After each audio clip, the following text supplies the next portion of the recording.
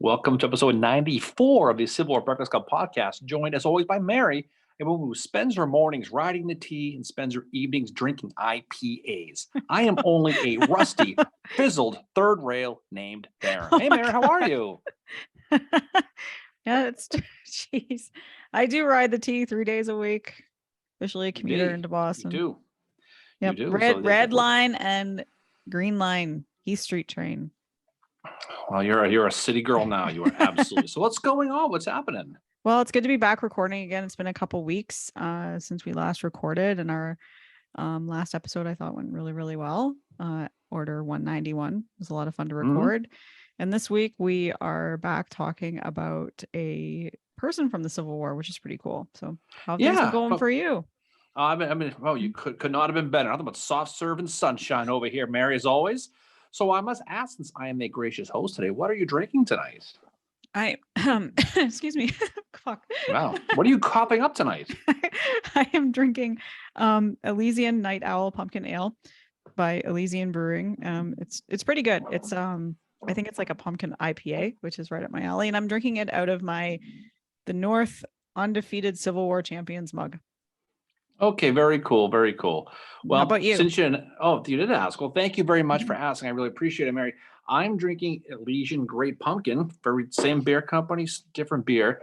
I'm drinking it out of our friends, the National Civil War Museum coffee mug here, which is really, really good because that's what I'm drinking out of. So as you mentioned, Mary, as you know, there is a chill in the air, and we are officially in spooky season. That's a stupid phrase people say. Yeah. And soon that ghosts and goblins are going to be descending on us. So tonight we're going to talk about another ghost. This is a gray one who tormented the Union Army for about 2 years in Northern Virginia. Of course, we are talking about John Singleton Mosby, Mary. Yep. And this has been an episode we've been wanting to do it for a few months now. We talked about it back when we were I think as far back as like May, I think we started talking about it. And then we were like, okay, we'll do John Hunt Morgan first. And then you kept teasing me leading up to that, saying I was going to definitely call him Mosby. Well, now I'm afraid I'm going to say Morgan instead of Mosby in this episode because you gave me a complex. Your problems. But we're going to talk about this a lot tonight. Obviously, he's the subject of tonight's episode here. So Mosby's exploits as a partisan ranger are legendary. He became such a cult of personality that many in the North wondered if he even existed, if he was just a fig Newton of your imagination because he was that good. Mosby was called many things. He was called a land pirate. He was called a horse thief. And his personal favorite, he was called a guerrilla.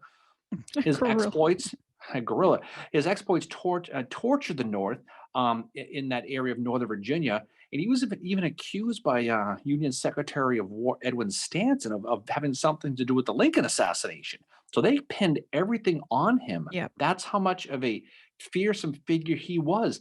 As reviled and feared as he was in the North for Southern sympathizers in that area he operated, John Mosby was a hero.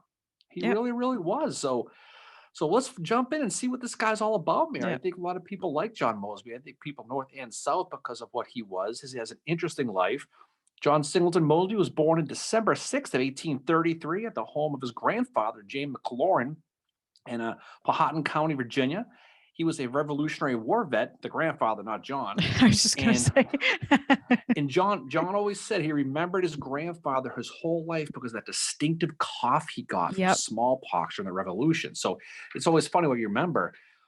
He was raised at the family farm in a place called Albemarle and was owned by his father, Alfred, near Charlottesville, Virginia, which is just a few miles away from Thomas Jefferson's Monticello, Mary. I don't know if you've heard of Thomas Jefferson. He was a president here one time.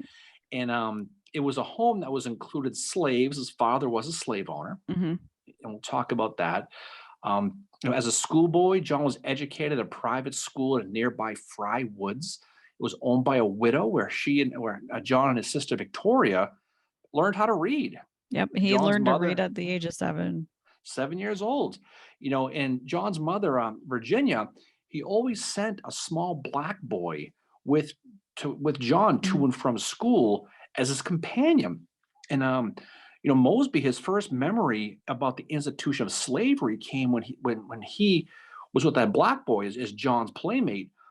They made him pretend to be a slave, and they actually had a fake slave auction with some schoolmates of his. And John talks in his memoirs about how it traumatized him because someone outbid him and he thought he lost his friends. And, and that was kind of the way it was for him. As a kid, John was small. He was really tiny, and he never thought he even lived to adulthood. Yeah, To he be was told, honest, like, I think his parents were told, like, he's not gonna live to adulthood. And also because he was, like, smaller than the other kids, like, especially the boys, like, he was bullied from a very young age at school. And that's gonna get him into some trouble later on in life, as we'll talk about. But he learned to fight back at an early age too. And whether that's like, this confidence he had or whatever, but he just, like, he clearly was like, whatever, he just fought back, you know? no, he didn't. I mean, while at school, Mosby read. He read a lot in Mhm. school. One of his favorite books was a book called The Life of Francis Morton, which was about a guerrilla in the Revolutionary War who often outwitted his British pursuers, which is kind of a foreshadowing of what his life was going to become. One of his favorite books. Mosby eventually would attend the University of Virginia, and just Mhm. like you, he'd a graduate degree in mathematics from school and Greek as well.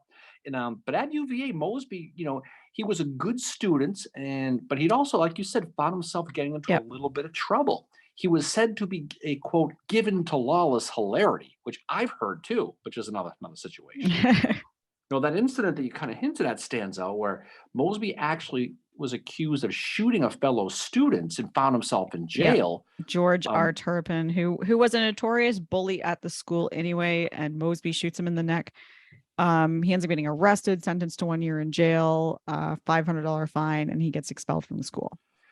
Turpin said he was going to eat Mosby's blood raw. That's what set him Oh off. my God. It Don't was say in it. like Don't some debating thing, wasn't it? Like he was who part the of a debating society, and like the guy said something to Mosby, and Mosby was like, fuck you. And well, took off he from had a there. small pepper pot pistol and Yep. pulled it out and shot Turpin right in the throat, which must not have felt Oh. good at all. After the trial, the prosecutor was a guy named William Robertson.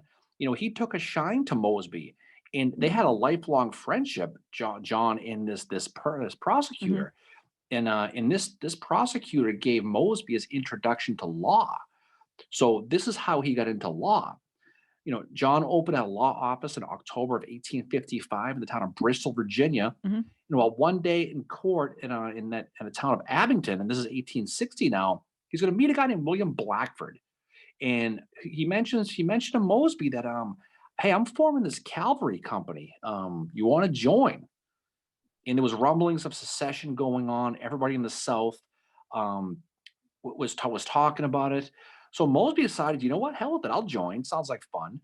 Mosby had zero military background. He took his first ever horse riding lesson at this point in the town of Abington. It's Yep. amazing to think that a guy who's going to be such an important cavalier didn't ride a horse, at least trained to, until 1860.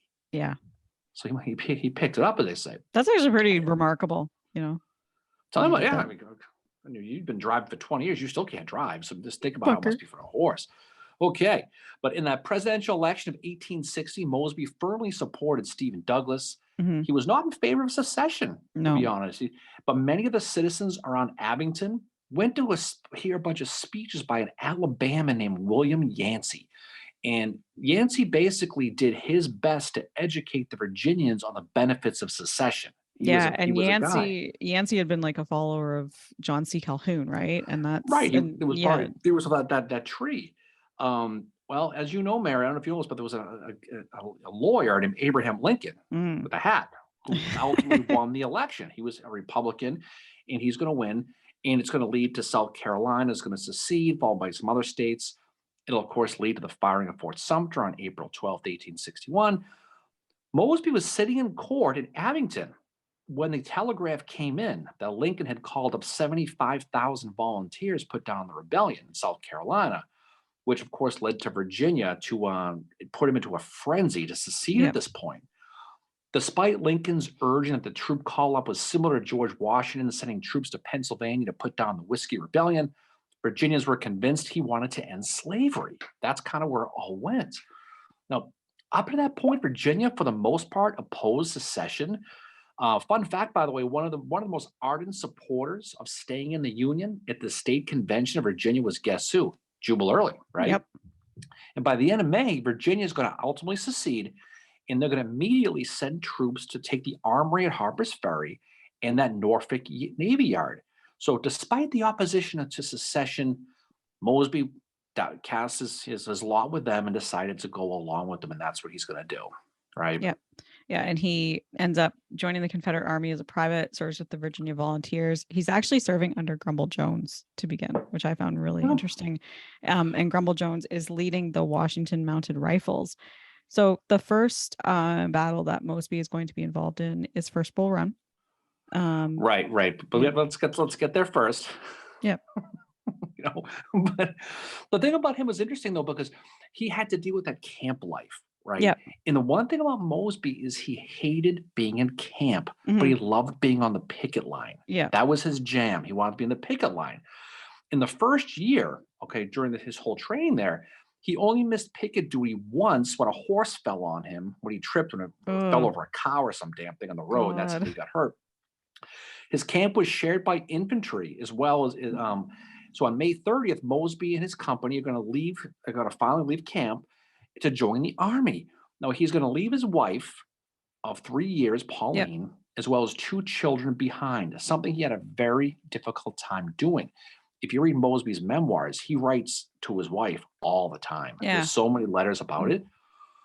You know, to your point, Mosby's going to join that 1st Virginia Cavalry. It's going to be commanded ultimately by Jones, but also by a colonel by the name of Jeb Stuart. yeah, And soon Mosby found himself with a carbine and a saber, of all yeah, things.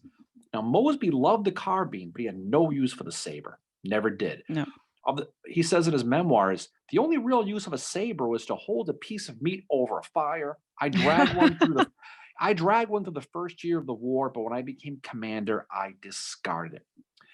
It was also under Stewart's command that Mosby really became enamored with Jeb Stuart. I yeah, mean, he had a man crush to say the least on oh Jeb. yeah, He loved the way he handled himself. He loved how flamboyant he was.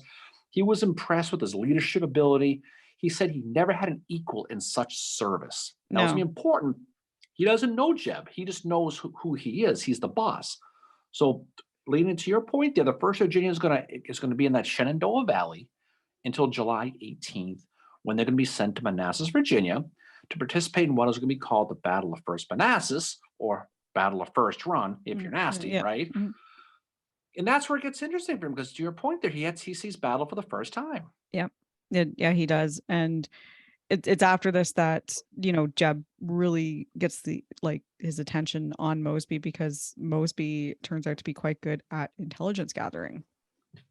He does. I mean, on the morning of the battle, Mosby's going to be the first guy selected to ride at the head of the Yep. squadron, and he was given a Colt pistol. And this is a gun he's going to become his favorite throughout the war. Is his Colt pistol. Their job, for the most part, at Manassas was to do reconnaissance, but they couldn't find any Union troops despite being relatively close to them. And they were near that Ball's Ford. On July 2nd, the day after the battle, Mhm. Mosby's going to write to Pauline. He's going to call it a great battle and how they withstood 2 hours of Union shelling and took no losses. So they were kind of there, but they were just kind of participating. Yeah. And and what's going to happen at this point is after the battle, Stewart's regiment, including Mosby, is going to move to Fairfax Courthouse. We'll talk about that later on, where he and his fellow soldiers enjoyed talking about their victory and how much they enjoyed all the food the Yankees left Yep. for them to eat. They were living the life in camp at this Yep. point, full of all these Union supplies. And that's pretty much where they hung out until the spring of 1862. Mosby was back on picket duty again on the Potomac, which he very much Yeah. enjoyed. Um, Around then, he began to picket so close enough to Washington. He said he could hear the Union Army's morning drum beats in Yeah. Georgetown. So he's close and he knows the area. Yeah. Yeah. He knows the area very well. It's also, we should mention at this time, it's also at this time that the Confederate Congress passes the Partisan Ranger Act, which is going to definitely come into play heavily for Mosby. But what this did is it provides that such partisan rangers, after being regularly received into service, shall be entitled to the same pay, rations, and quarters during their term of service and be subject to the same regulations as other soldiers. And they could also keep a lot of what they captured as well, I think. And this Partisan Ranger Act is something that is going to appeal quite a lot to John Mosby. Oh, it will. He'll certainly take a shine to that, to say the least. While he's picketing near Georgetown, there's been experience where some Union troops approached the picket line under a flag of truce so they can hang out and share food. there was situations like this that popped up. November 21st, 1861, he's going to write to tell his wife about a great adventure he participated in. He was one of 80 men who were sent out to scout. And upon hearing the enemy ahead, they were ordered to charge at them. And this was very exciting for Mosby. So he and a fellow soldier named Fount Beatty got separated from a company when they came upon two Yankees in the woods who were firing at them. Mosby said he was able to kill one of them with his carbine, and the other was killed by a South Carolinian who happened to be arriving. But he described this charge and this assault as the most dashing feat of the war up to that point, and gave him a real taste of cavalry attacks. So as he's going through his experience, don't forget, he has no military experience. Everything he's learning is on the fly, but he knows what he likes, and he likes his cavalry attack. So Mosby's last day on picket duty is going to be February 12th, 1862. And by then, Jeb Stuart he's been promoted to brigadier general. And so he and General Joseph Johnston, they're going to share a headquarters in Centerville, Virginia. Okay. Now, this is where you get lucky with your career. It's not what you know, it's who you know. Yeah. And this is going to be probably the most important meeting that he ever has. One day, Jeb is going to ask Captain William Blackford. He's the guy who originally asked Mosby in the court to join the cavalry. So he asked Blackford to find him a man to accompany a wagon with some ladies and escort them back behind enemy lines. Not sure if Jeb's headquarters was a barn or not, but I'm not here to judge. Okay, but Jeb wants these women who were in the southern side to go back across the line to the Union to get back.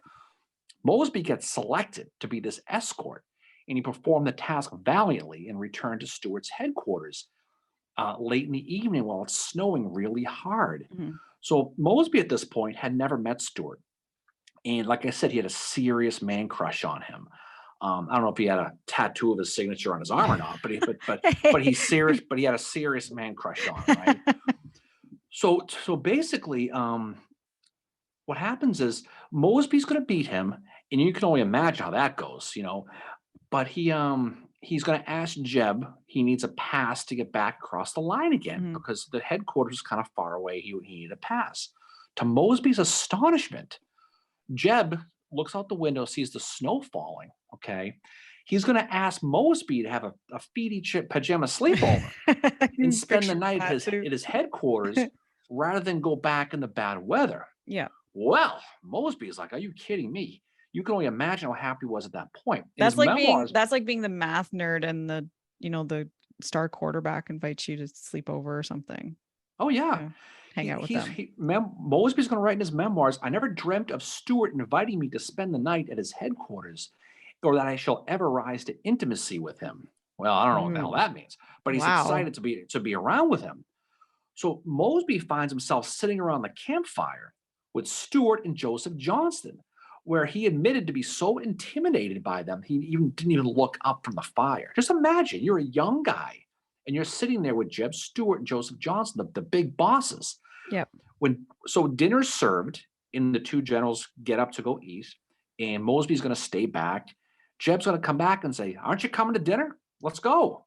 And so now Mosby's going to be having dinner with them. And Mosby and Stuart at this point became friends. And this friendship is going to continue until the date that Stuart dies at the Yellow Tavern, right? The next day after the sleepover, Mosby's going to get promoted to the position of adjutant. And so it's clear that Stuart took a shine to him, to this tiny private, this frail little guy. But this is how you get lucky with your career. And just by happenstance, that's the meeting.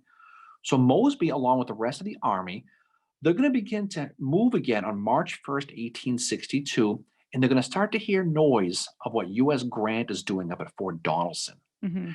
And by now, Mosby saw the war is absolute Southern freedom and spoke of it regularly in his letters home to his wife, Pauline. So he was against secession at the beginning, and now he's all on board. And I think, being with Stuart and getting a taste of being some cavalry action, you can see how it's going for him. Yeah. And just the fact that he picket duty and all that, it's clear where his career path is going with this. So the army's going to fall back to the Rapidan to begin that defense of Richmond against George McClellan, who was beginning his Peninsula campaign. Now Mosby is going to notice a large Union force was starting to follow them as they withdrew along the railroad and began to fire on them. So that next morning, Mosby is riding along with Stewart, who had gotten to know each other really, really well at this point. So Johnson wasn't sure if that group who fired upon Mosby was McClellan's vanguard or just some scouting party. He had no idea. So Stewart kind of sheepishly asked Mosby, I can't make you do this, but if you want, do you want to take a ride and go see who these people are? And Mosby's like, okay. He's like, yes, sir, Yeah. So basically he just didn't like to order. Mosby, of course, is going to yup it all day. Yeah. He's going to ride to the rear of that Union column. He's going to notice that they were alone, that there was no communication to Washington set up, and that group was just a diversion. So armed with this info, Mosby's going to gleefully report back his findings to Stewart, and he almost got shot by rebel pickets coming back. Yeah. That's another story. He's going to go find Stewart, who happens to be with General Richard Ewell at this point, whose division was with them. And when he did, he passed on the news. Now, Stewart, of course, was thrilled at what Mosby discovered. So thanks to this info, Stewart is going to send his full regiment now out to bag these guys. And the result was the capture of 30 Union prisoners and 16 horses. Now, Stewart is going to write to General Johnson at this point, recommending Mosby, give this guy a promotion. Yeah. Because this whatever this is, this guy's got it. McClellan's Peninsula campaign was in full swing, and after Johnson's wounding at 8 Pines, as we like to call it, 7 Pines. 7 Pines. Also, where Oliver Rose Howard lost his arm. There you go. There's my reference. How are you going to get him in somehow? So after that, on June 1st, as we know, the command of that Confederate army is going to fall to Robert E. Lee, who at this point had never heard of John Mosby. He never had. Mosby talks about the panic in that Confederate camps at this point. Johnson had been wounded. They didn't know what the Union's intentions were. They had this new commander that they all called Old Granny Lee. They had no idea who he was. So you can see how this was going now. Now, after McClellan's going to fall back, Stewart wants to find out if that Union general was fortifying along the creek called the Topotomy, which basically emptied into a river called the Pamunkey. Great names, by the way. Pamunkey. So Jeb is going to put a small party together again, just Mosby and just 3 other guys to ride towards McClellan's lines. Now, what they're going to discover is this, that about several miles along the Union right flank only had cavalry pickets to guard their lines of communications with their supply headquarters at White House Landing on the river, right? Mosby is going to return to report his findings again to Stewart, who quickly rode off to see General Lee. When he returns, Jeb tells his cavalry to roll the cars up. We're going. And there's some great stories with this because Lee had basically okayed that operation on June 11th. So on the 12th, Stewart, along with 12,000 troopers and 2 guns, are going to begin to move based on the intel that Mosby provided them. And when an aide asked Stewart when he'd be back, Jeb actually sang to him. He goes, "It may be years, it may be forever," quoting the lyrics of that song Kathleen Mouverine. He sang to the aide. That's so and he cool. Jumped on his horse and rode off. But Stewart's men are going to begin this adventure, what is going to later be known as Stewart's ride around McClellan. And when they returned 3 days later, they'd covered 100 miles. They rode around 100,000 men. They were hailed as absolute heroes. They had 165 prisoners, 260 horses, a whole bunch of DQ gift cards, destroyed a bunch of railroad tracks. They cut the communication lines, and they bagged several Union wagons. And McClellan looks like a complete, it's blunder in the northern newspapers for him with this, McClellan rides all the way around him. And it's included in the song Join the Cavalry. McClellan looks silly. He falls back and the whole deal. At this point, Robert E. Lee is going to get to know the name John Mosby. And because Jeb is going to continue to petition him for promotion. Everything John Mosby touches turns to gold right now, right? So Mosby had a real knack for reconnaissance and sneaking behind enemy lines and wanting to do more, right? After McClellan's Peninsula campaign failed, he was sent to the corner. McClellan was, F off, right? And John Pope's Army of Virginia offered a huge target for him at this point because they were the next ones on the dance floor. Pope, as famously as declared, what did he declare? He said, in the West, we see the backs of our enemies. We see the back enemies. He also said, and we look only to his front to let the rear take care of itself. The rest of his hot air is really interesting to Mosby, though, because Mosby says, basically Pope says, let us study the probable lines of retreat of our opponents and leave our own to take care of themselves. Let us look before us and not behind. And Mosby, he's reading this and he saw a chance to do what he always wanted to really, really want to do. Yep. And this is act as a partisan. Because Pope's attitude of looking forward, not looking back, was begging for it. Yep. Now, He's asking for it in the savannah. oh, he certainly is, and he doesn't care. He's just begging for it. So, by definition, a partisan is a member of an irregular military force consisting of members resisting a foreign occupation. Yep. Basically, there's raiders is what they do, right? Yeah, it's like guerrilla warfare. They're raiders, but like we talked about a few minutes ago, in April of 1862, the Confederate Congress has made this kind of thing legal, that these guys are going to get paid the same. They're going to have the same regulations. But as we're going to talk about in a few minutes, some of them found it to be a little bit of a better life than being a soldier. Absolutely was. Pope's words dared the rebels to do it. He was basically asking for it. And Mosby was quick to offer his services. So he approached Stuart for permission to put a small group together, no more than a dozen or so, to do what Pope didn't want to do for himself, which is take care of his rear. That's what Stuart, what Mosby wanted to do. So Mosby hoped an attack on the rear and supplies would force Pope to use his cavalry to guard the lines of communication. So he's figuring by destroying them, Mosby's going to cause some confusion and weaken the overall strength of the army. Yeah. That was first foray to be a partisan failed miserably, and this is the first time he really falls on his junk. Okay, he was quickly captured by a New York cavalry called the Harris Cavalry. Yeah, and Mosby found himself at the old Capitol Prison in Washington. Yep. But he would be quickly exchanged later and was off 10 days later to Fort Monroe. Mm-hmm. Now, normally, okay, you have a little bit of egg on your face, but Mosby saw an opportunity here. Oh, he took it. Yep. So while he's sitting in jail, Mosby is still scouting, and he spent 4 days at Hampton Roads, where he began to notice a bunch of transport ships waiting. Yep. Just an unusual number of them were starting to build up. And he found out the boats belonged to our old friend General Ambrose Burnside. Yep. Good mass guy, probably a Patriots fan. Yeah.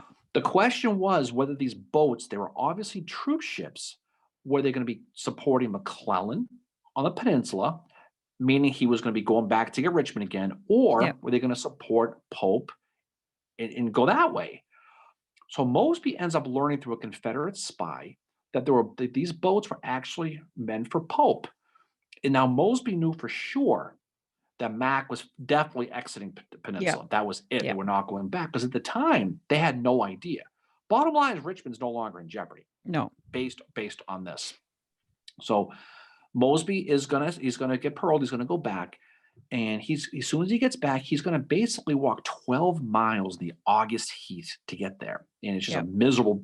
But he goes straight for Robert E. Lee. Yeah, and Mosby had not met Lee before. Mosby's going to get to Lee's headquarters just to introduce himself. He proceeds to tell him what he learned about these transport ships. Removing the words of an actor? I don't know if he said that, but probably not.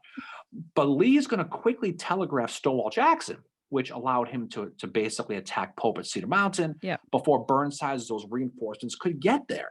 So Mosby's intel allowed Jackson to go ahead and hit Burnside. Hit Cedar Mountain. The funny story about this is Mosby, on his walk, he found a whole bunch of lemons for some reason. Yeah. And he put them in a bag, and he walked up, and after he met Lee, he put all the lemons on the thing and said, "Here you go, General." And Lee just stared at him and said something along the lines of, why don't you give these to the sick men instead? And just shook his head or something like that. And so he's like, ooh, okay. But that was his first meeting. Oh my Lee. God. So you can only imagine. Somebody must have got mixed up with like who likes lemons and. Well, that's what was funny was because Jackson had just missed the boat. He just went over to she missed out some lemons. But so Mosby's going to he's going to go along to the town of Hanover to meet up with Stuart again, who was planning to meet Fitz Lee at the town of Verdeersville, where Stuart's going to be surprised by Union cavalry, including John Buford and famously lose his hat. We talked about it in the episode Yeah. last week. Yeah.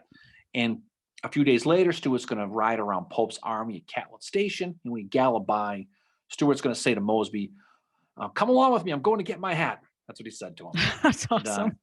Which he did well, and he found some plans which led Yeah. to the unraveling of Pope at Second Yeah. Manassas. So now after that battle, which was a slam dunk Confederate victory, Mosby is going to be charged of taking 9 men down to Manassas to reconnoiter the area. Yeah.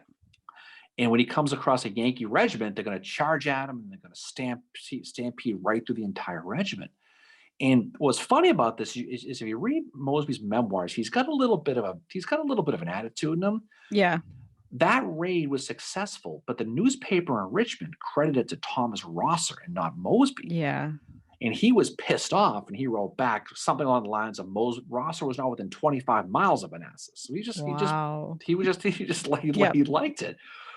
But with this, Stuart's going to, at this point, is going to give Mosby back his job as a partisan. He'd been caught, now he's back.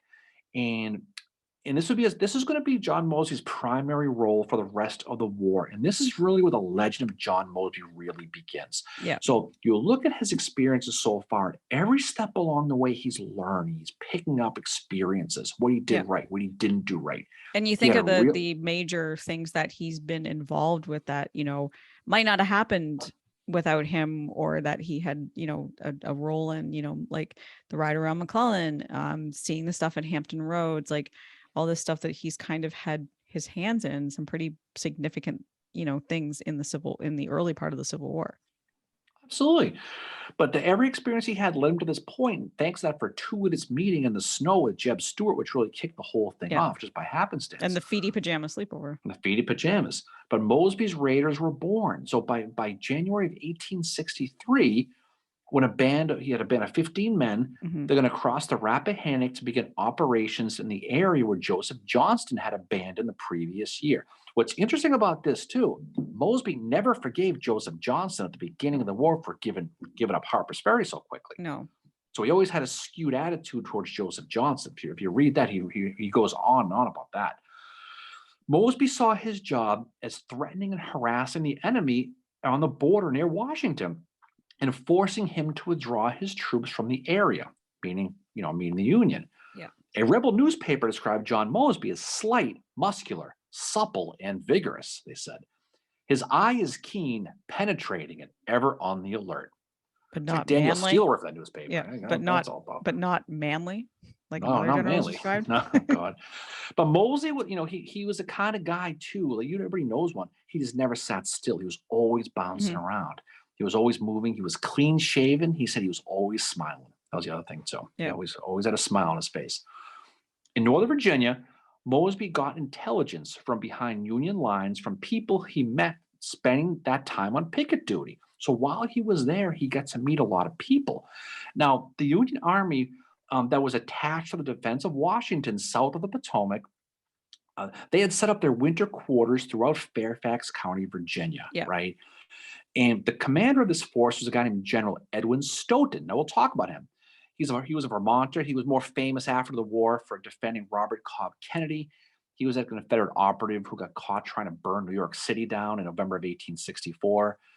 Kennedy, by the way, was the last Confederate soldier ever executed by the Union men in 1865. So that's not for nothing, but that's the history of that. Stoughton's headquarters is in Fairfax Courthouse. The cavalry commander in this area was Colonel Percy Wyndham, and his job was to guard basically outposts in the area. Now, in this area is where Mosby began his partisan operations, and he spent considerable time seeking out weak spots in the Union line, just probing and testing the lines. Fairfax County at the time was a mix of Union loyalists as well as Southern sympathizers, and everyone knew who each other was. Everyone knew this guy liked the North, this guy liked the South, but Mosby knew who his friends were and knew where to go. Just before Mosby got the okay to begin his guerrilla attacks on the Union in the area, a woman named Laura Radcliffe, who lived in nearby Herndon, had helped nurse Jeb Stuart after he was injured at the Battle of Drainesville in late 1861. But they knew who these people were, where to go. Jeb was mesmerized by her, by the way, this Radcliffe, and she became part of the rebel spy network. So when Mosby began his operations, her home was a regular stop for Mosby for food and for rest and Yep. things like that. And that was kind of the key for Mosby. The network of Southern sympathizers offered Mosby's guys really a place to stay. Yep. And by doing that, they didn't need to camp. Yep. And that was huge. The benefit, of course, is very hard to find them if you're the Union, if you don't, if they're not in camp. They're all spread out there. They're hidden, right? Yep. Exactly. Yeah. And that's one of the benefits to being in this partisans, the Rangers, is you're hidden. Yeah, absolutely. Yeah. So what about these partisans? What are we getting ready for? Tell us about these partisan people. So they're the 43rd, or they will become the 43rd Virginia Cavalry, also known as Mosby's Rangers. Mosby already had a reputation by this point, so like his numbers like increased pretty quickly, and he had a reputation already too. Not a great one with the Union, but they were scared of him. So some of the recruits were very young as 14 years of age. But there was some older recruits as well. Most of them are from Virginia, but at one time he had a Prussian with him, an Irishman, an Englishman, and also Marylanders. He had combat veterans with him. He had like guys that had never fought before. Like you think about the 14, 15-year-old kids that are joining him.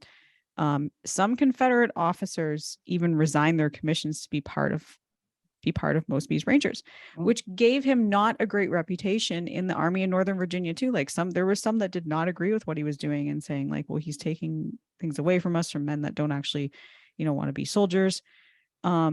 Many of them are exceptional horsemen. They're described as being deadly with a pistol. And a lot of them are from well-off families, and post-Civil War, a lot of them go on to become lawyers and doctors and like have really great careers as well. So there's some good stories there. But this, like, how quickly he was able to grow his numbers shows Mosby's popularity at the time and this reputation. He comes from being this lawyer who has no training as a soldier, never been on a horse until like 1860. And here he is able to bring all these guys in. But these are men that are also seeking adventures. And like you said, the Rangers would board in private homes when they weren't on raids. And this is an advantage. You get to sleep in a comfortable bed. You're going to be fed. And more than that, the Union guys aren't going to be able to find you because, a lot of them know enough to hide anything that would distinguish them as being one of these Rangers, right? They also had a sense of wanting to punish the Union for invading their homeland. And this is one way to do it. They can take stuff, right? At the most, Mosby's going to have around 2,000 men. That's at the very most. That's at the top of, the Rangers. And they are going to be with him they go from 1863 right through to the end of the war, even for a few weeks after that. But this is something that is different than being a soldier. And, you're still getting paid. You're still getting the same rations, like if you're out on your raids. But when you come back from those raids, you don't have to sleep in a tent. You get to sleep in a comfortable bed most of the time. Right. And like you said, a lot of people just wanted to jump onto it. Mosby's first attacks at this period, like I said before, they targeted the weak spots on the picket lines. Yeah. They hit fast, they took prisoners, they got horses, and they got out quick. The men in the picket line were used to at this point, they were used to these quiet nights, these winter nights, and suddenly they had to be on alert all the time. Initially, Stoughton and Wyndham, the Union command, they blamed local farmers for the raids. And when the raids began, the feds would find the farmers at home in their beds while these attacks were being made. Yeah. Because they didn't see camps and where the hell they were. They were struck by an invisible foe. And Wyndham sent a message to a citizen who knew him, say, whoever's doing the attacks is nothing more than a horse thief.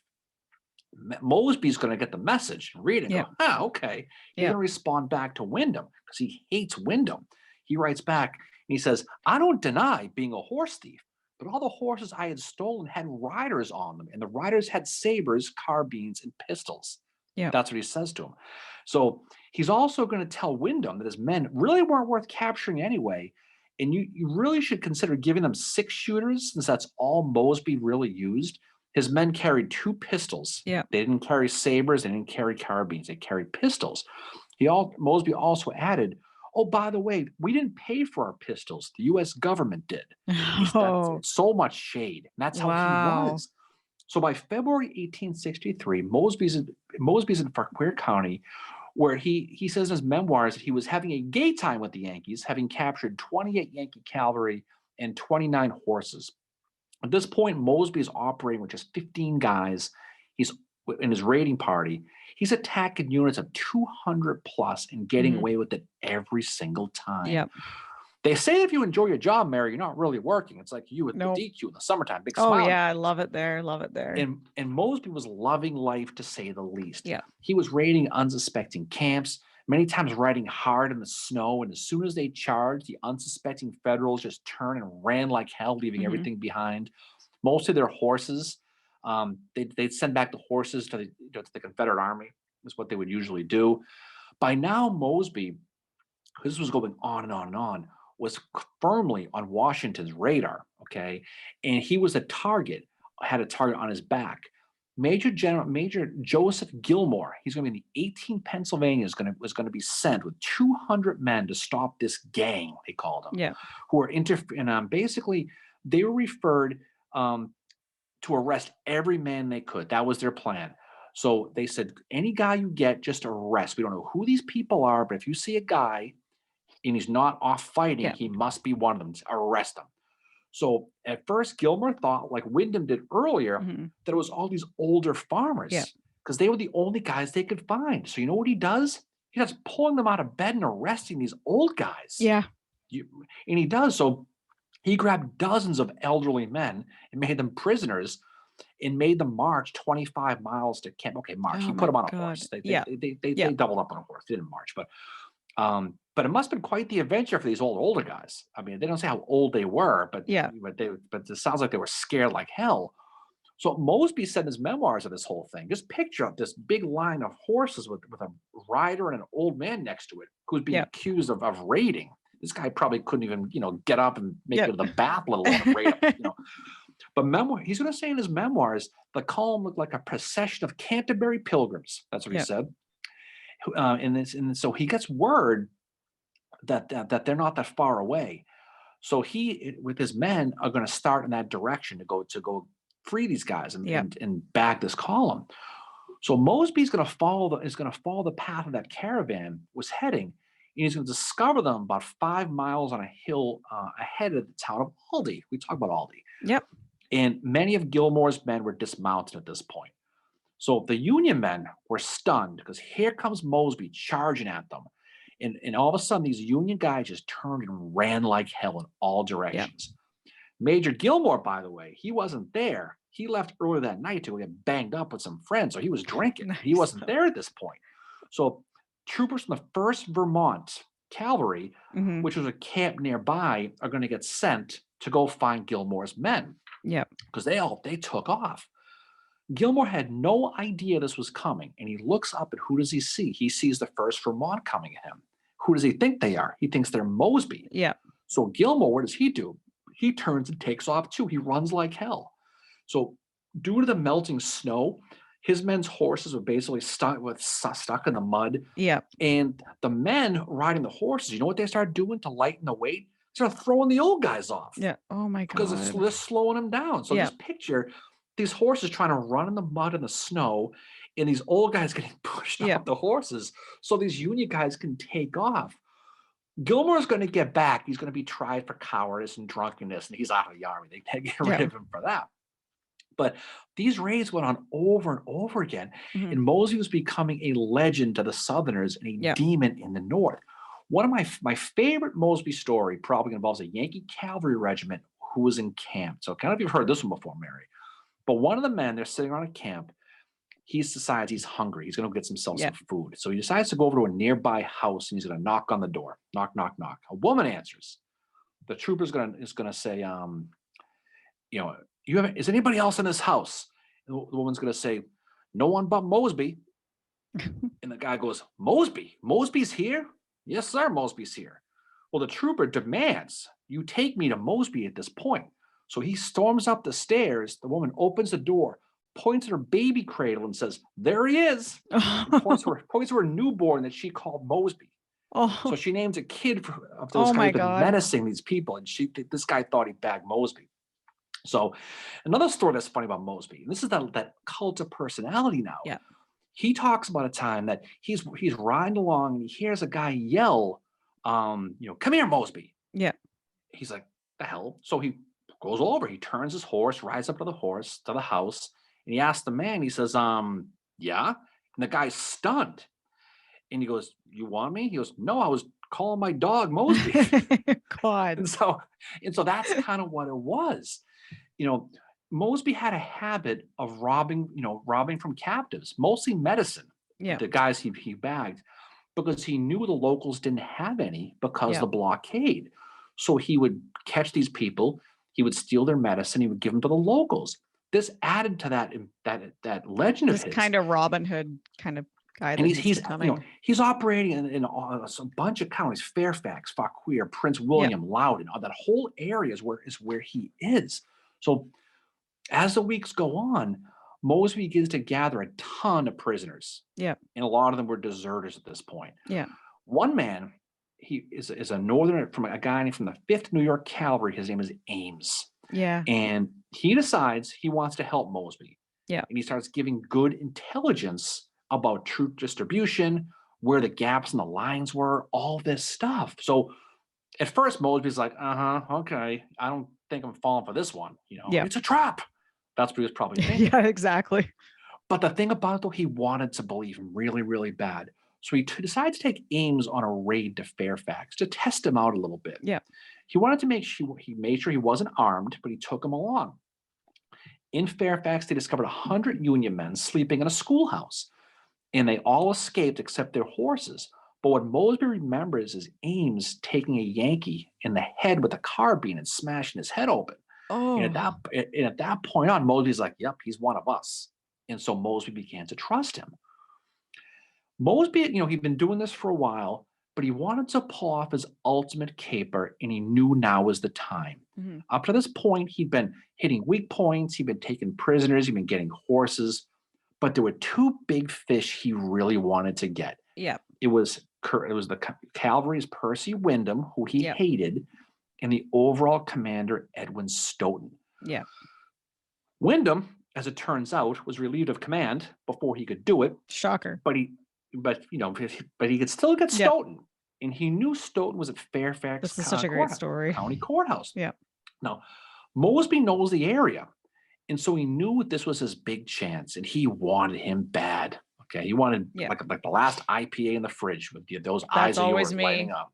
That's exactly you. So in the evening of March 8th, 1863, Mosby's going to take 29 guys, and they're going to meet in Dover in Loudoun County, and he's going to tell them, boys, I shall mount the stars tonight or sink lower than plummet ever sounded. Adventures to the adventurous, he said to them. That was what he said to these guys. Now, these guys loved Mosby at this point. Mosby was a hard bastard to work for. Yeah. He was demanding. He was hard, but his men loved him, and they loved the adventure of it. So it was hard to work for him. What? It was hard to work for Mosby. It was hard. Okay.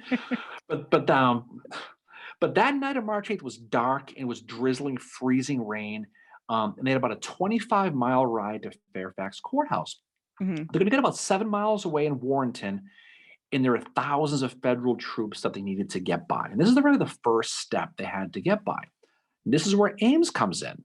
Ames, that former New York cavalry trooper, he knows exactly where the breaks in the lines are. Yeah. So what does he do? They have to kind of go out of their way a little bit, but he leads them to them.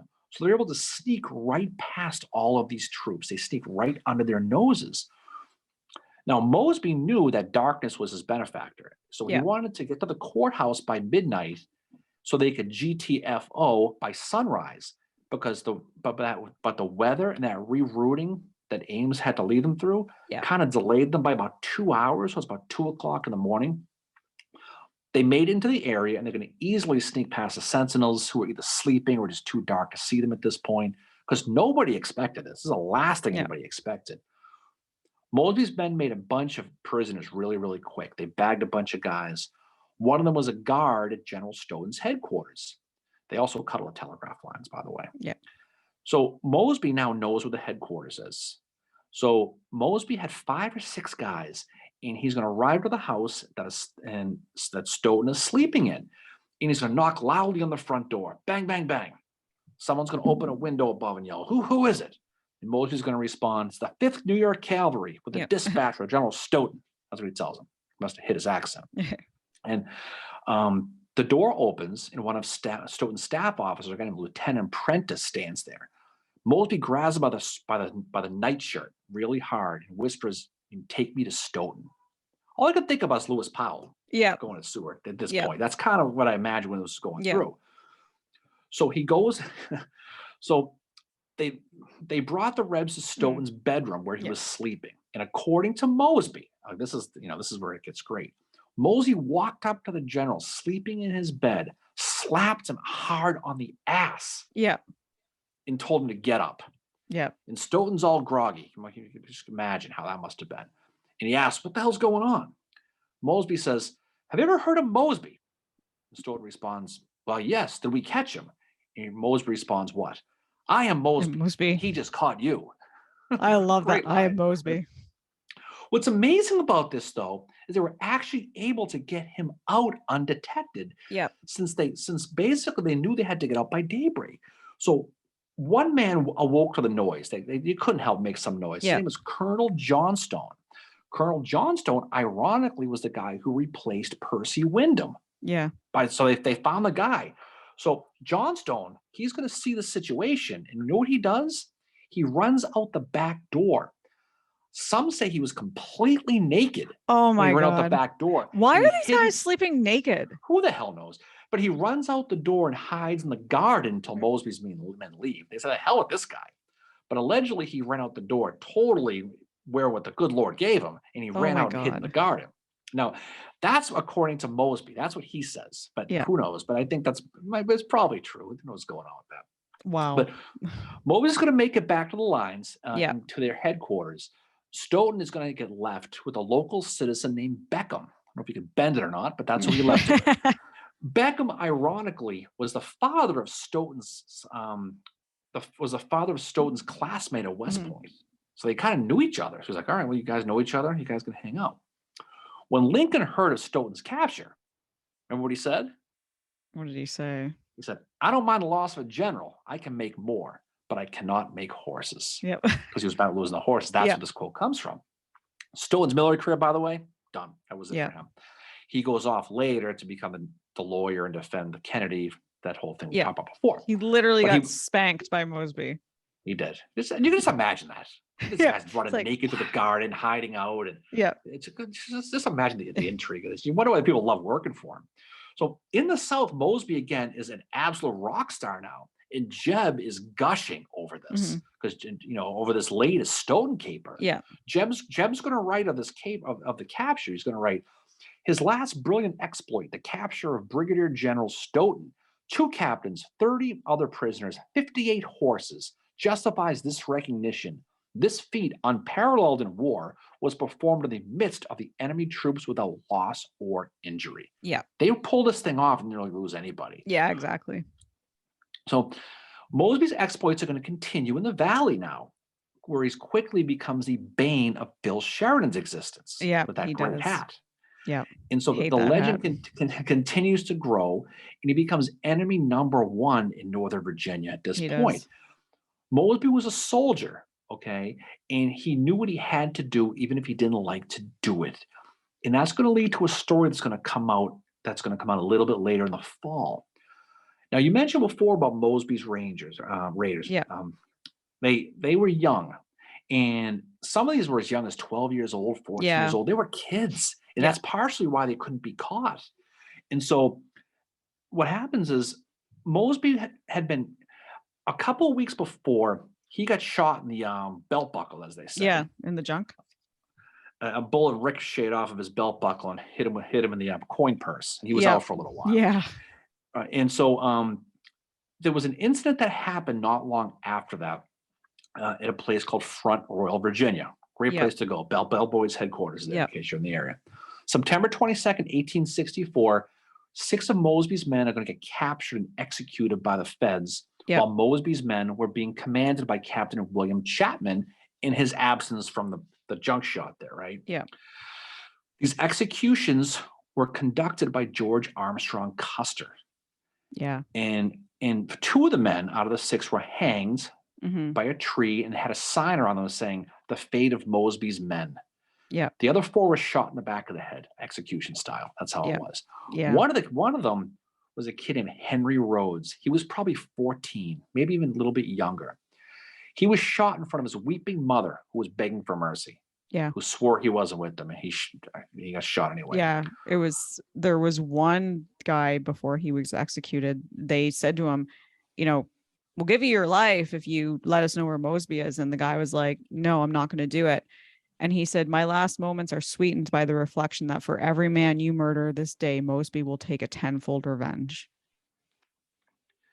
You know what Mosby does?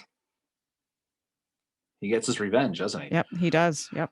So he's gonna respond pretty quickly. He's gonna message Phil Sheridan that 7 of Custer's men who had been caught have been executed as retaliation.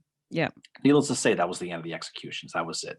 Because Yeah. if Mosby started killing people because they couldn't even find him or see him, they said, "You know what? The hell with this." Yeah. Mosby also We're s- writes him too and says, can we just start treating people like the prisoners with humanity, and then after that any of them that were captured were treated as prisoners of war, so there was no, like you said, no more executions. Yeah, and they were scared to death of Mosby because Yeah. this is a guy he could ride in under our nose and get stolen. He could kill anybody he wanted to, Yeah. and they knew that. So these stories, there are several of these stories. One more is another famous one called the Greenback Raid of October 1864. Now he has, for every story we tell, there's 3 or 4 that we don't. You just can't Yeah. you can't tell them all. There's But so many about Mosby. But they're a favorite. So October 64 is the Greenback Raid. At this point, Mosby is destroying railroads along the Baltimore and Ohio Railroad in Jefferson County in now West Virginia. It was Virginia at the time, right? So October 14th, 1864, Mosby's men tore the rails and track of the rail. What they would do is they would tear the railroad apart. The train would come, crash, and they would go loot it. That's kind of what they did. So at 2 o'clock in the morning, engine number 27 comes rumbling through from Baltimore, and crashes falling on its side. Now, Mosby's men at this rate are about 84 people. Now, they're going to jump on the train. They're going to start throwing civilians out because the train was on fire. One woman responds and she yells, "Mercy, mercy, my father is a Mason." Yes, the Mason story. I was hoping you would tell this one. Mosby responds back, "Well, I can't help you with that." And didn't he say something like, "This isn't a Masonic lodge"? Something like that. So yeah, he said that to one guy. He's like, "This is not a Masonic lodge." Yeah. So on the train, by happenstance, there were several German troops who didn't speak much English at all, if at all. Now, Mosby's men were yelling at them, "Get off the freaking train. Just get off the train." And they're looking at him going, "Yeah, nice. It is a nice day out. Thank you for asking." They didn't understand what the hell he was saying. And so Mosby says, "Well, if these Dutch won't come out, we'll burn them out." So the train starts burning. Yeah. They finally did. And what's funny is one of the Germans explained that they were there to learn the art of war. That's why they came.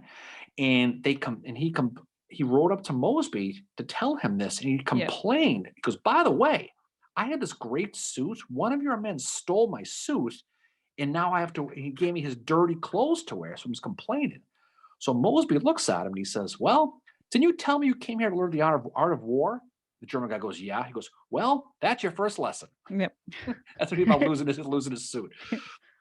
So, to Mosby's surprise, there were 2 Union paymasters on this train, Major Ruggles and Major Moore. And on the train, they were carrying a total of $168,000 greenbacks.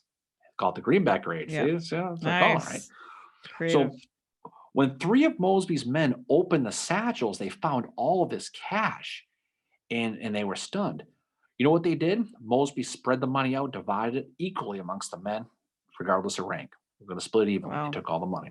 Well, what's funny about it, too, is after Ruggles and Moore were exchanged, Moore sent a letter to Mosby asking for a letter back saying that they took the money. Mosby did. Because apparently Moore and Ruggles were getting blamed for stealing the cash. Oh, God. So he's like, "Can you do me a favor? Can you say you took it? Because they think we did." I'm not sure if you ever wrote the letter or not, but that's a true story. At this point, Sheridan, he's going to write a letter to Henry Halleck about all this. Yeah. And he's going to write to him and says, let them know that there is a God in Israel, and Mosby has annoyed me considerably.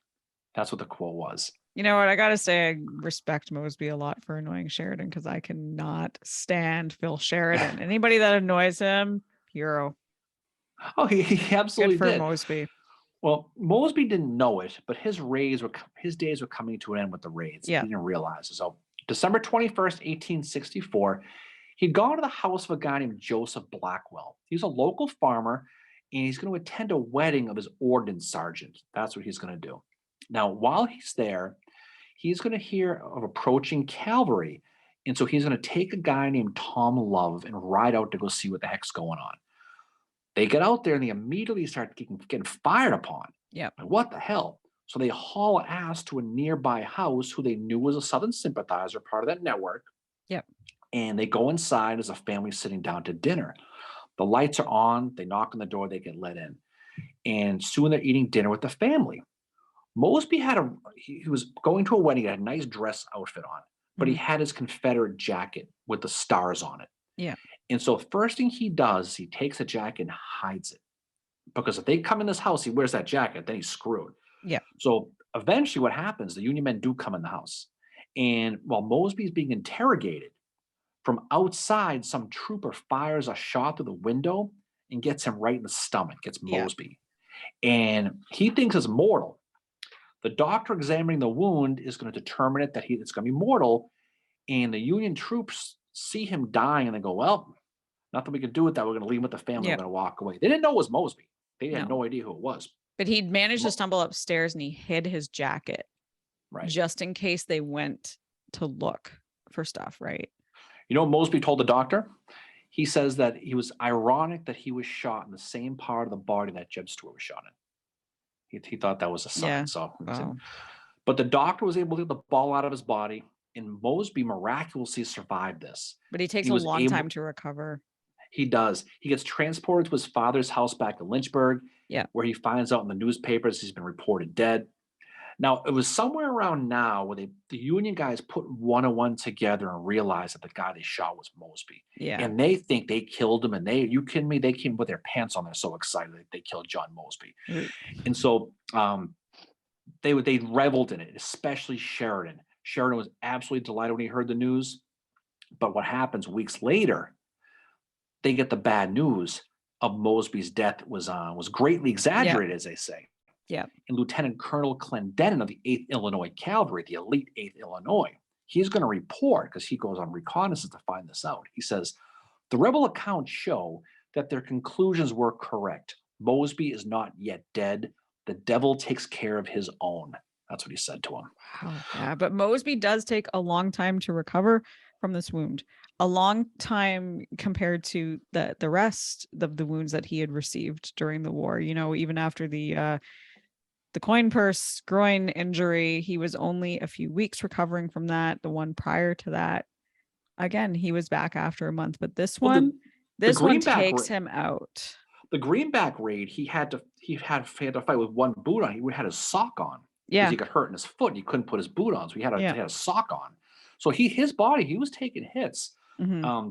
He does in fact recover though, and his men continue to raid under his name. Yeah. March 27th, 1865, Mosby gets a promotion. He gets put in command of all troops in Northern Virginia, which is just a few weeks later is going to be Appomattox in the surrender of Robert Lee's Army of Northern Virginia. And they're going to surrender. But what's interesting though, too, is he was in Appomattox. He didn't formally surrender until June 17th, 1865, one of the last commanders to surrender. His guys keep going for a few weeks after the war, and like Mosby just pretty much refuses to surrender, you know. Well, Mosby's one of these guys that E.P. Alexander is thinking about with the bushwhacking. Yeah, the guerrilla style warfare. This is who he's really thinking of. Yeah. But June 17th, he does shut it down. He writes a letter to his troops. He writes, "Soldiers, I have summoned you together for the one last time. The visions we have cherished of a free and independent country have vanished, and that country is now the spoil of the conqueror. And at this moment of bidding you a final adieu. Accept the reassurance of my unchanging confidence and regards. Farewell. XOXO, John Mosby. Yep. That's the letter he's gonna write to his guys. But even after the war, though, the Union continues to be a pain in the ass to him because they don't like him. No, Stanton doesn't. Like, he puts a price on his head and says there is evidence that Mosby knew of Booth's plan. Stanton to General Hancock, and he said, he was probably in the city when it happened. And at this point, this is like Stanton playing reaches, extending his grasp to try and figure out what's going on with the Lincoln assassination. There's absolutely no evidence that Mosby was there. Hancock knew that. Hancock knew he was in Virginia at the time of the assassination. Yeah, Stanton didn't offer Mosby that pardon that was given to all of Lee's army. It didn't include him. He got arrested on trumped up charges until he finally appealed directly to U.S. Grant. And Grant his wife and son Reverdy went to Grant.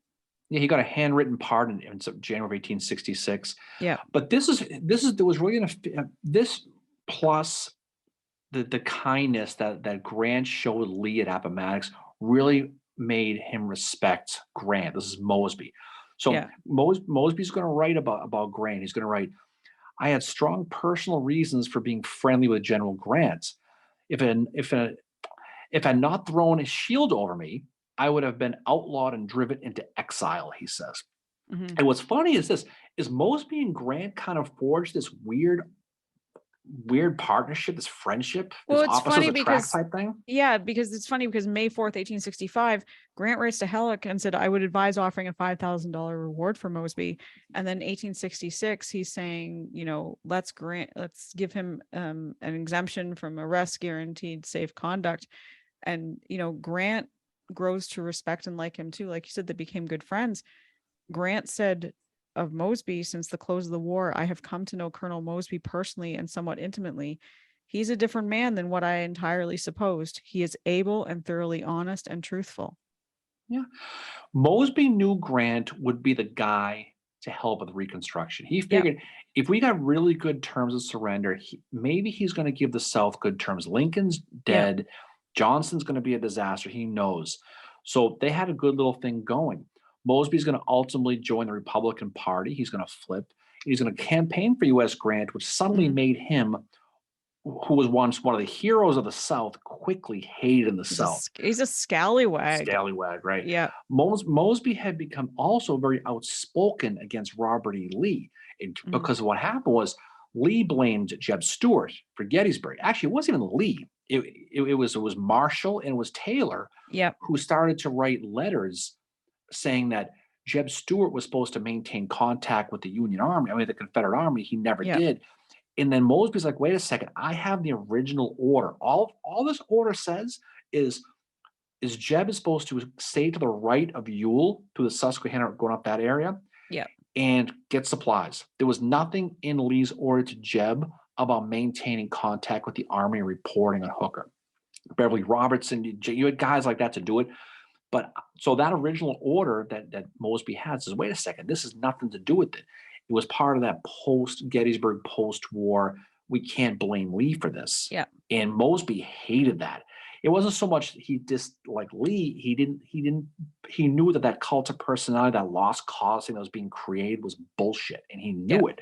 And for that reason, the people in the South didn't really like this guy too much. And so, but of Grant, Mosby knew he was the guy. He said, I know it is the disposition of General Grant to do everything in his power for the relief of the Southern people if Southern politicians will let him do it.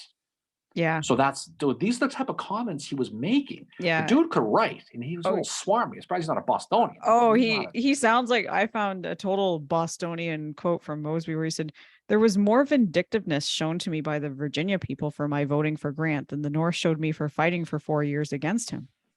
Yeah. He's just got this he's like, I'm basically saying to the Southerners, and the people where he's from, Virginia, I'm trying to help you out. Like, we need to move past this. And he's become like Longstreet, a scallywag. Mosby had his life threatened. He had his childhood home burned. Assassination attempt. That letter you mentioned of Ben Chapman, that you mentioned before about the fighting for 4 years against them. Yeah. He was feeling it. He clearly was. 1878, Mosby's going to lose his wife, Pauline. And he's going to find himself the only parent of 6 children, and he needed a job. So what is he going to do? He's going to use his political connections to get a gig in the U.S. consuls, as U.S. consul to Hong Kong. And from there, he got a good number of government type of positions. Now, he was also the assistant attorney general in the Justice Department. He was there from 1904 to 1910. During this time, he wrote a lot of books, had a lot of adventures. One thing that was fun was he ended up meeting Grant again. It was 1879. It was the last time he ever saw him. He took a boat ride with him in Hong Kong. Yeah. And so he ends up with U.S. Grants. And the governor of Hong Kong was there with them. And they were talking, and General Grant was talking about, he said, he was given a description of a ride he took on a donkey from Jaffa to Jerusalem. Yeah. And he said, and General Grant says, that was the roughest road I ever traveled. I don't think I've traveled a tougher road than that. And then Mosby says, he goes, yeah, you have. And Grant goes, where? He goes, from the Rapidan to Richmond. Right. And then Grant sits back, probably had a big cigar going. He goes, I reckon there were more obstructions on that road than this one. Yeah. But that was the type of conversations they had. Yeah. And so he wrote a lot of books. He wrote his memoirs. 1916, Mosby is going to die at the age of 83. He'll be buried next to Pauline in the town of Warrenton, Virginia, which is not far from the Manassas battlefield, not far from Fairfax. But the thing about Mosby, though, is his legend still hangs over Virginia. Yeah. And years later, there was that story that he was close with the Patton family. Yeah. And it was rumored, and this is, who knows, but it's rumored that a young George Patton, General Patton, the big man there, rode on the family farm with an aging John Mosby, with George playing the role of General Lee. And who knows that, but that's so the cool. story. 1992. Okay,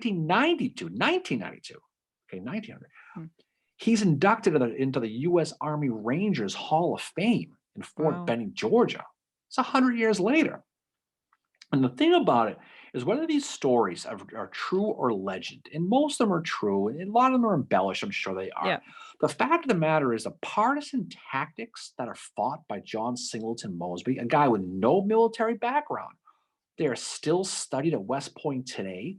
Yeah. And they were used in the recent modern wars in Afghanistan and Iraq. So the ghost of John Mosby still cast a large gray shadow throughout the Civil War and beyond in the U.S. military. There's no question. Yep. Oh, definitely. He's a fascinating study. And the one thing I thought when I was doing the research for this episode is, I went into it, like, honestly, be honest, I didn't know too much about John Mosby other than, Gray Ghost and like a couple of his raids and all that, and just his kind of how he was with Jeb Stuart. But I thought, like, wow, this is another guy whose life would make a really cool, like, Netflix series, like 8 episodes or something on John Singleton Mosby. I think that would just, like, it's so fascinating. And it's got enough that it would be comedic. You think about him going in to get Stoughton and spanking him, right? Like, it's a fascinating life he led, and just how he was able to do what he did with his Rangers. Even when they were like, he starts off, there's just 15 of them. And then it grows to be as much as at one point 2,000. On average, it was about 800 once they really got going. But still, it's a fascinating story. And you're right, though. If he was a hard, disciplined guy, and he would threaten them, you don't do what I want, I'm going to do with you, I'm going to send you back to the army. No. That's what they wanted to do. They wanted to be a partisan. So he's a guy. We talked a lot about guys with this, but what's fascinating about him was he was a hard guy. He was not a cruel guy. He didn't burn things. A lot of stuff. He destroyed property, railroads, things like that. Yeah. But he was a true definition of a cavalier, because he literally robbed from the rich and gave to the poor. With things like medicine. He sent supplies back to the Confederate Army, and he did it with a smile on his face. Yeah. And that's the thing about him. So he's someone who is he's an A-lister. He's not somebody who's kind of in the background. Everybody knows who John Mosby is. But when you study his background about how he's forged that friendship with Jeb Stuart, got the opportunities, made the best of his opportunities, and became the apple of Jeb's eye. His career just took off like a rocket to the moon. So John Mosby, he lived until 83 years old. He made it all the way through. They never did catch him.